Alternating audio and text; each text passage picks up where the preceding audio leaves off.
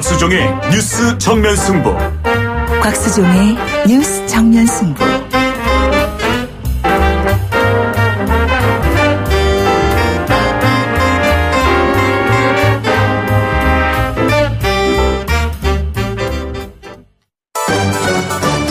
김작이 묻고 곽박이 경제로 답한다. 주파수 94.5 YTN 뉴스 FM 곽수종의 뉴스 정면 승부 3부 시작하겠습니다. 김 작가가 문을 엽니다. 네, 김 작가입니다. 삼성전자가 오늘 주식 액면 분할을 결정했다고 하는데요. 네. 주식을 액면 분할하면은 주식 가치가 상승할 수 있다고 하더라고요. 예. 이렇게 주식을 액면 분할한다는 게 무슨 뜻인가요? 액면이니까 가액이잖아요. 그죠? 액수할 때 액에다가 면은 그 종이에 나타난 그 숫자를 말하니까 삼성전자 주식 예를 들어서 5,000원짜리다. 그러면 액면가가 5,000원짜리 주식이에요. 근데 이게 지금 200만 원이 넘거든요. 그러니까 이게 너무 가격이 막 올라가지고 거래할 수 있겠어요? 사실 수 있겠어요? 한 주에 250만 원 한다 그러면 사기 힘들잖아요.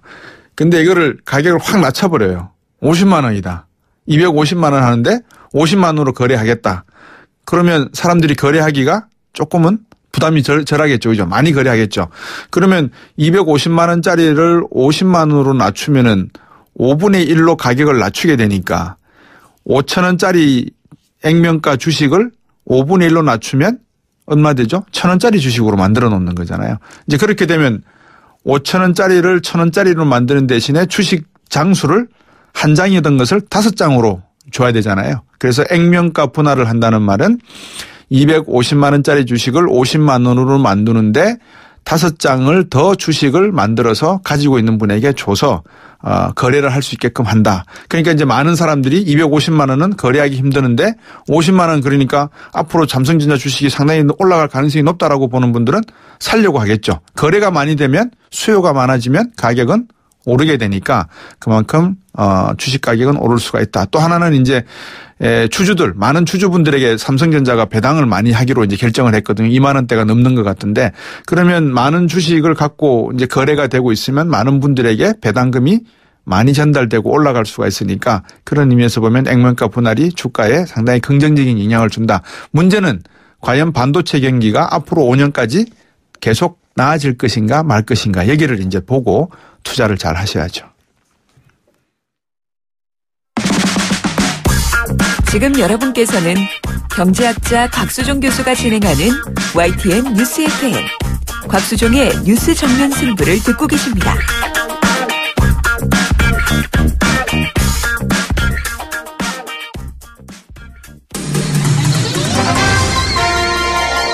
정면 스포츠.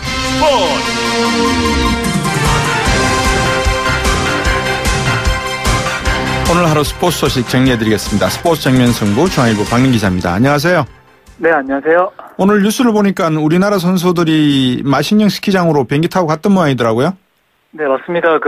우리나라 선수들이 오늘부터 1박 2일 일정으로 북한에서 공동훈련을 진행하는데요. 네. 우리나라 알파인 스키와 크로스컨트리 선수 12명이 오늘 오전에 국내 전세기를 타고 양양공항에서 출발해서 원산 갈마공항에 착륙했고요. 네. 마식령 스키장으로 이동해서 오늘은 자유스키, 내일은 공동훈련과 친선 경기를 진행합니다. 네. 우리 선수들이 평창올림픽 국가대표는 아니고 국가대표 상비군이고요. 예. 다만 오늘 출발 1시간 전에야 이게 최종 결정이 됐는데 네. 아무래도 전세기 방북이 미국의 대북할 대상이 될 수 있어서 또 한미 간 협의 끝에 좀 가까스로 타결된 측면이 있습니다. 예.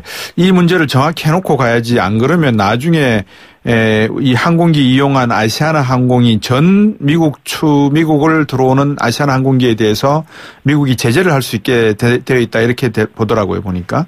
네, 정확히 알고 계시고요. 그런 절차 때문에 국내에서 좀 미국과 협상이 길어지면서 이게 출발 직전에 안 될 수도 있다 이런 이야기까지 나올 정도로 긴급하게 돌아갔습니다. 어떻습니까? 이번 방북을 바라보는 국민들이나 스포츠계 인사들의 시선은 어떻습니까? 네, 일단 찬반이 엇갈리는데요. 네. 먼저 평창올림픽에 북한이 참가하고 또 이번 스키 합동훈련이 또 아무래도 남북 관계 접촉면을 늘려서 핵 문제를 해결하는 데 도움이 된다. 또 이렇게 찬성하는 쪽도 있고요. 네. 반면에 올림픽에 출전하는 선수들도 아닌데 굳이 북한에 가야 되느냐. 그리고 또 갈마 비행장과 마식령 스키장이 아무래도 김정은 위원장의 치적을 선전하는 곳이라서 네. 좀 부적절하지 않느냐. 또 이런 부정적인 시선도 있습니다. 금강산 합동공연이 취소가 되고 여기에 대한 뭐 전문가들의 의견이 나오고 있던데 이 평창 올림픽에 북한이 참여하는 거는 뭐 이제 되돌릴 수 없겠죠, 그죠? 네, 일단은 말씀하신 대로 금강산 합동공연이 또 갑자기 취소되면서 너무 네. 북한에 끌려가는 게 아니냐 이렇게 지적하는 쪽도 있고요. 예. 일단 북한 선수단 그 대표단의 그 이번 방안은 지금 확정된 상황입니다. 예, 예. 대표단 규모가 500여 명에 달하는데요. 예. 일단 북한 예술단 140명에 응원단 230명 그리고 북한 선수 22명이 그 이번에 그 평양을 찾을 예정이고요. 네. 평창을 찾을 예정이고요. 예. 그리고 북한 여자 아이스하키 선수 12명은 일단 먼저 내려와서 우리 선수들과 합동훈련을 하고 있습니다. 아, 이게 저는 상당히 좀 뭐라 그럴까요? 신기했어요. 이렇게 먼저 내려보내서 합동훈련을 하고 있는데 어제 생일을 맞이한 북한팀 주장 선수는 이빨치료도 우리 측으로부터 제공받아서 했고 또 오늘 생일인 한 선수가 있는 것 같고 서로 뭐 생일 케이크도 준비해서 축하도 해주고 그런 모양이더라고요. 네, 맞습니다. 아무래도 뭐 같은 운동을 하다 보니까 그리고 뭐 젊은 선수들이다 보니까 빠르게 또 친해지고 그런 있다고 것 같아요. 하는데요. 예. 말씀하신 대로 뭐 이틀 연속 생일 파티도 열어졌고요. 예. 28일부터는 합동훈련도 시작했는데 뭐 서로 라인에 한 선수, 북한 선수를 끼워서 훈련을 하고 있는데 예. 뭐 점점 뭐 빠르게 친해지고 있다고 합니다. 북한 선수나 우리 남한 선수 모두 다 경기가 끝나고 나서 헤어질 때 되면은 참 아쉬움이 많겠습니다. 여러 가지 생각이 겹쳐지겠어요, 그죠? 네, 탁구 단일팀이나 축구 단일팀 같은 경우에도 제가 뭐 현정 감독이나 뭐 지금 고 조진호 감독과도 인터뷰를 해봤는데 네. 처음에는 좀 어색하다가 나중에 헤어질 때는 뭐 눈물을 펑펑 쏟았다고 하는데 뭐 선수들만 뭐 같이 느낄 수 있는 그런 감정인 것 같습니다. 예, 이거 저 김연아법에 위반되는 건지 모르겠는데 혹시 북한 선수들 사인 받을 수 있나요? 아, 네. 지금 모르겠어요. 지금 현재 북한 선수단이 뭐 지금 저희 지금 취재진도 예. 현재 뭐 취재에 대해서 조금 제한을 두고 있습니다. 이번 주 일요일 날 뭐 평가전이 인천에서 열리는데요. 예. 그 경우에도 너무 취재진이 많이 몰려서 예. 기자단 순서를 돌려서 뭐 취재를 할 정도로 지금 제한이 되어 있는 상황인데 예. 뭐 대회가 뭐 시작되면 좀 어떻게 될지는 봐야 될 것 같습니다. 예, 사인 가능하다면 저기 유니폼에다가 사인을 좀 받고 싶어서요. 근데 아이스하키 용어가 좀 다르죠, 남북한 간에? 네, 뭐 차이가 있습니다. 일단 뭐 북한은 아이스하키를 호케이라 부르고요. 예, 예. 뭐 패스도 연락이라 부르고 뭐 이번에 원타임슛도 뭐 단번에 쳐넣기 이렇게 용어가 다릅니다. 예. 남북 선수들이 서로 뭐 표기법을 용지에 적어서 나눠가면서 예. 뭐 서로 뭐 그런 용어도 서로 익히고 있다고 합니다. 예, 예. 어떻습니까? 이 아이스하키 단일팀을 또 바라보는 시선은 또 어떤가요? 네, 일단은 바흐 IOC 위원장이 한국을 찾았는데요. 예. 단일팀 생일 파티를 보고 뭐 올림픽 정신을 가장 잘 보여줬다 뭐 이렇게 찬사를 그럼요. 보냈고요. 예. 반면에 사실 일본의 우리 정부가 좀 일방적으로 단일팀을 뭐 급조한 것도 있고 네. 또 북한 선수가 참여하면서 우리 선수가 뭐 출전 시간이 주는 뭐 이런 피해를 보고 있어서 네. 뭐 일부 국민들 뭐 특히 뭐 불공정에 대해서 좀 거부감을 나타내는 일부 2030 세대들까지 좀 곱지 않은 시선을 보내는 경향도 있습니다. 예. 단일팀 경기 일정 좀 말씀 주시겠습니까? 네, 일요일에 인천에서 스웨덴과 먼저 평가전을 치르고요. 예. 그리고 평창올림픽 조별리그 B조에는 스위스, 스웨덴, 일본과 같은 조에 속했는데 예. 특히 2월 14일에 또 일본과 3차전이 굉장히 전 세계 미디어가 주목을 하고 있는데요. 예. 아무래도 남북과 일본이 뭐 스포츠뿐만 아니라 정치적으로 얽혀 있어서 그런 것 같습니다. 인천에서 경기하는 건 표를 파나요? 네, 제가 그 표를 파는 것까지 확인을 못했고 저도 지금 취재를 갈 예정인데 예. 그건 좀 더 확인을 해보고 제가 금요일에 다시 말씀드리겠습니다. 일요일 날 전화 드리겠습니다. 그럼 제가 인천에서. 네, 오늘까지 여기까지 잘 들었습니다. 고맙습니다. 네, 감사합니다. 예, 중앙일보 박린 기자였습니다. 곽수종의 뉴스 정면 승부. 방송 들으시고 의견 있으신 분들은 지금 바로 샵 0945, 샵 0945. 짧은 문자 50원, 긴 문자 100원이 부과되는 휴대전화 문자 메시지를 보내주세요. 오늘 들으신 방송은 YTN 라디오 홈페이지와 곽수종의 뉴스 정면 승부 팟캐스트를 통해 다시 확인할 수 있습니다.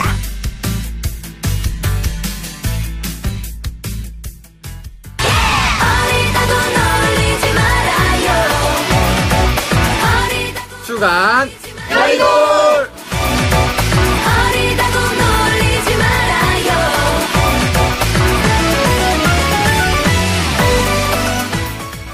정치하는 청년 주간 여의도 시간입니다. 오늘은 여검사 폭로로 드러난 검찰의 민낯과 젠더 폭력이라는 제목으로 한번 말씀을 나눠볼까 하는데요.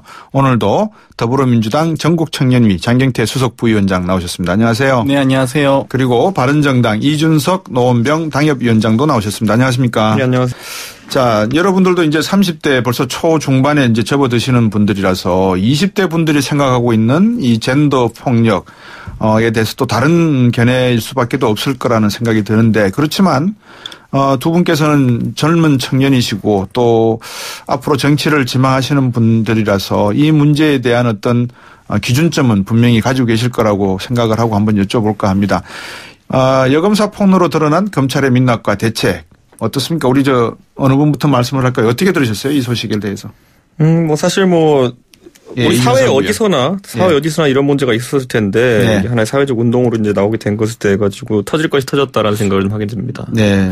근데 이번에 검찰 조직 특히 최근에 이제 안태근 전 검사 같은 경우에는 국정농단 사건과 관련해 가지고 돈봉투 사건과 관련해 가지고 특히 그때 여론의 주목을 받았던 인물이기 때문에 조금 더 인화성이 있는 이슈로 번진 게 아닌가라는 생각을 하게 되고요.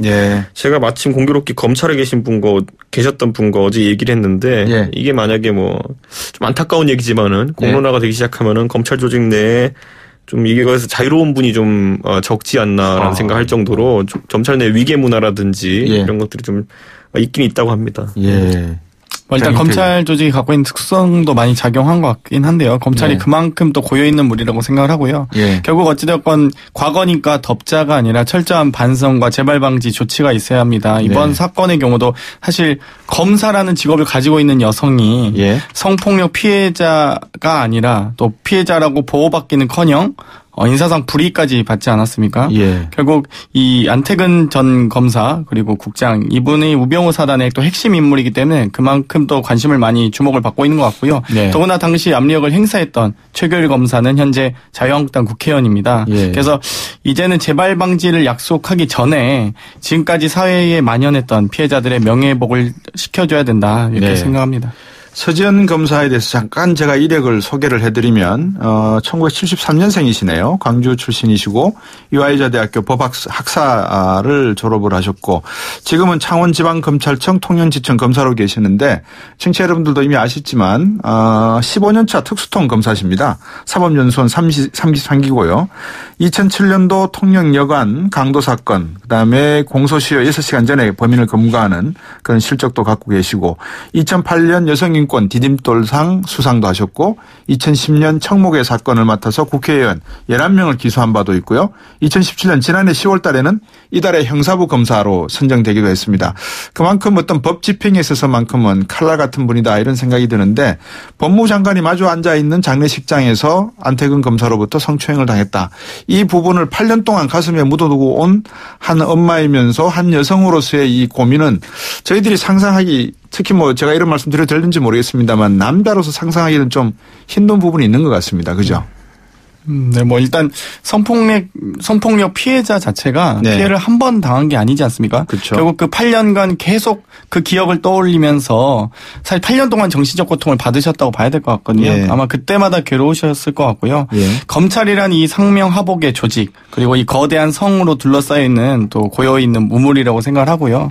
이 엄청난 기득권의 장벽에 사실 검찰이 잘못하면은 스스로 수사할 수 없지 않겠습니까? 결국 이 기소 독점권을 가지고 있는 검찰 또 수사기관이래봐야 검찰 경찰인데 결국 제 식구 감싸기밖에 나올 수 없는 상황인 것 같습니다. 그러니까 제 주변에도 이제 여검사 하시던 분들이 있는데 그분들이 항상 하는 얘기가 이제 사실 이 여성 청소년계 일을 많이 담당하는 경우가 있어요, 여검사들이. 근데 그 안에서 보면 솔직히 공감이라고 해야 될까요? 아니면 동조되는 어떤 감정적으로 동조되는 사건들이 좀 많아가지고 감정적으로 힘들다라는 얘기를 했는데 그와 덧붙여가지고 검사라는 게 뭡니까? 정의를 구현하는 거 아니겠습니까? 그래서 밖으로는 꾸준히 준사법 행위를 하면서 조직 내에서 이런 어떤 그에 반하는 행동을 하고 있는 조직원들이 특히 상관이 있었다는 것에 대해 가지고 아마 전 심리적 괴리도 좀 컸을 것이다. 또 그리고 왜냐하면 밖으로는 끝없이 정의를 얘기하면서 내부에 대해서는 정의를 얘기하지 못하는 그런 여러 가지 상황 때문에 답답했을 수 있겠다라는 생각을 좀 하게 되더라고요. 그 말씀을 듣고 보니까 이 서검사가 A4 30여 쪽에 이르는 다른 성폭력 사례들도 검찰 내부 통신망에 올려놨답니다. 그 내용을 보니까 참 청취자 여러분들께 귀를 좀 씻으십시오. 나중에는 도우미 비용 아꼈다 이런 말도 누가 하고 했고 한번 안아보자 뭐 이런 말도 한 것 같고요. 근데 아까 이준석 위원이 말씀하셨지만 검찰 내부에서 이런 분위기가 늘 있어 왔고 또 그런 분위기를 조직이기 때문에 상명하복의 강력한 조직이기 때문에 시시되고 왔고 이런 것들이 아마 적폐고 구악이었던 것 같은데 이게 왜 가능하다고 느껴져야 될까요? 왜 가능해야 될까요? 이제 과거에 한 10년 전만 하더라도 이제 특히 강력계나 특수 이쪽에서 뭐 보면은 여성 검사 수가 적었을 때는 이런 것들이 많았다는 이야기를 들었는데 최근엔 또 그렇지도 않다고 하는 것이 여성 검사의 수가 많이 늘어나면서 문화가 바뀌고 있다라는 얘기를 하는데 다만 이 당시에는 예를 들어 이제 서 검사 같은 경우에는 이야기를 하는 것이 거의 10년 전부터 얘기하는 거 아니겠습니까? 그렇죠. 그러다 보니까 이런 것에 적응이 안 된 예를 들어 한 검사한 지 30년쯤 되는 예를 들어 좀 지위 높으신 검사님 같은 경우에는 이런 문화에 적응 못한 게 아닌가.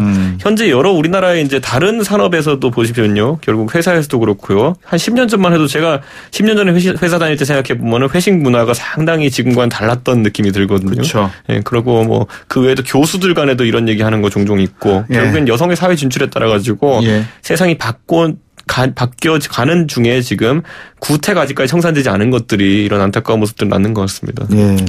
아마도 남성 위주의 또 군대식 문화 이런 것들이 많이 또 있는 것 같은데요. 남성들이 또 밀집해 있는 공간일수록 더욱더 군대식 문화가 좀 더 많이 발현되는 것 같고요. 결국 이런 상황에서 문제제기를 해도 계란으로 바위치기라는 결국 아무것도 해결되지 않고 이렇게 또 피해자들이 결국 더 피해를 받게 되는 이중 피해자로 2차 피해로 이어지는 이런 상황들이 결국 이 검찰이라는 조직이 더욱더 좀 더 어렵게 만드는 그런 자승자박하지 않았나라는 생각을 하고요. 결국 중이 제 머리 못 깎는 법입니다. 결국 이 검찰이 스스로 환골탈퇴하려면 결국 공수처 같은 또 다른 또 견제 균형을 잡을 수 있는 그런 기구들이 좀 필요하다고 생각합니다. 사실 저희가 지금까지 이제 접했던 것은 예를 들어 이런 유사하진 않지만 예를 들어 피의자와 예를 들어 검사와의 관계 속에서 불미스러운 일이 있다든지 이런 것들은 뉴스로 매번 보지 않았습니까? 그거야말로 이제 위기에 의한 거 아니겠습니까? 본인이 각진 막강한 권한을 이용해가지고 하는 거기 때문에 지금까지 사회적으로 주목 많이 받았었는데 보통 아무리 여검사라더라도 우리는 검사를 약자로 보진 않았거든요. 그런데 이런 젠더 문제에 있어서는 여검사도 약자가 될 수 있다는 것이 이번에 확인됐기 때문에 좀 더 관심을 가져야 될 것 같습니다. 검찰이 이 제대로 된 수사와 처벌을 할 수 있겠는가? 우리 장경태 부위원장이 이야기를 했지만 결국 내부 문제를 들춰낸다 그럴까요? 내부 문제를 조사하고 감사를 하는 데 있어서 이미 조직이 발족이 됐잖아요. 그죠? 성추행 사건 진상 규명 및 피해 회복 조사단 이제 발족이 됐는데 내부적으로 이게 가능하다고 보세요? 아니면 어떻게 보세요? 특검이나 아니면 다른 조치를 해야 될까요? 뭐 특검까지 갈 일은 아닌 것 같고요. 일단 내부적인 조사 차원에서는 저는 가능하다고 봅니다. 다만 이 조사 이후에 어떻게 재발 방지를 해 나갈 수 있을 것인가. 결국 현재의 예전에 뭐 이 전 정권에서 충성했던 이 검사들의 그리고 이때 문제를 많이 덮으려고 노력했던 이 검사들만으로 끝날 것이냐 아니면 앞으로도 더 이상 재발 방지를 위해서 제도적인 장치를 마련할 것이냐의 갈림길에 서 있다고 보고요. 결국 검찰 스스로가 수사할 수 없다면 공수처 같은 결국 견제기구가 다시 좀 필요하다라고 생각합니다. 미국 같은 경우에 이런 사건이 일어나면 사실은 그 사람 정치 생명이 끝나거든요. 그렇죠. 모든 공직 생활에서도 다 내려와야 됩니다. 그런데 우리나라는 이런 게 아까 위기에 의한 질서라고 말씀을 하셨는데 잘 안 되는 것 같아요. 처벌이. 잘 되지도 않고 과거에 이제 기자 성추행으로 한번 문제가 되었던 국회의원 같은 경우에는 무소속으로 지역구에서 거뜬히 당선돼 버리면서 정계에 복귀했던 그런 이력이 있기 때문에 물론 뭐 선출직이기 때문에 약간 다르긴 합니다만은 아무래도 유권자가 좀 그거에 대해서 강하게 인식하지 않고 있다는 거거든요. 그렇기 때문에 그런 과실에도 불구하고 당선이 된 걸 텐데 아무래도 사회적으로 아까 말씀드렸던 것처럼 지금 우리가 2018년에 이런 걸 논하고 있지만은 예를 들어 90년대 말 아니면 80년대 말 이럴 때 좀 이런 생활을 경험해 보신 분들이 아직까지도 생활 양식을 고치지 못하고 있는 부분들이 많기 때문에 다수는 또 이런 걸 보면 분개하면서 다수는 또 어떤 분들은 이걸 묵인하고 넘어가거나 용인하고 아니면 뭐 그럴 수도 있지 이렇게 하는 분들이 있는데 그건 지금 시대에 있는 피해자들에게 뭐라고 해야 될까요? 다시 한번 상처를 안기는 거기 때문에 과거의 자신의 기억에 맞춰가지고 판단하지 말고요. 이제 새로 바뀐 어떤 문화에 대해 가지고 좀 더 관심을 둬야 될 것 같습니다. 아무래도 쉬쉬하고 봐주기 문화 이런 것들이 좀 더 사실 이거 계속 재발을 일으키는 것 같은데요. 예전에 방금 이준석 위원장이 말씀하셨듯이 만지고 나서 결국 그분이 식당 아줌마인 줄 알았다. 이런 해명 같지도 않은 해명을 하셨는데 아니 식당 아줌마의 인격은 그리고 인권은 없습니까? 정말 그런 발언을 하신 분만이 또다시 공직에 임용은 아니죠. 선출되는 그런 과정들이 있었는데 다시는 우리 사회가 이번 계기를 통해서 그런 분들을 일벌백계 해야 되지 않나 이런 생각을 합니다. 1980년대, 90년대 말씀을 하셨으니까 저도 80년대 중후반 때 직장 생활을 시작을 했거든요. 그 당시에 여직원 사무원들을 부를 때 미스 김, 미스 이 이렇게 불렀어요. 제가 이름을 처음으로 한번 불러드렸거든요. 그러니까 주변 직원 동료분들로부터 약간 비아냥 섞인 말을 들어본 적이 있어요. 너 혼자만 인권을 아느냐 이런 식으로.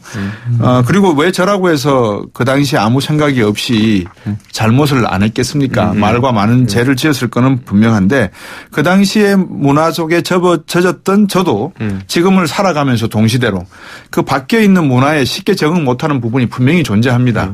근데 이 부분에 대한 이해, 오해 이것도 한 번은 풀어내야 될 부분인 것 같아요. 무조건 20대, 30대 잣대로 5, 60대가 하고 있는 행태에 대해서 그거는 성희롱 문제다라고 갑자기 훅 들어와 버리면 이분들은 당황하는 부분이 있거든요.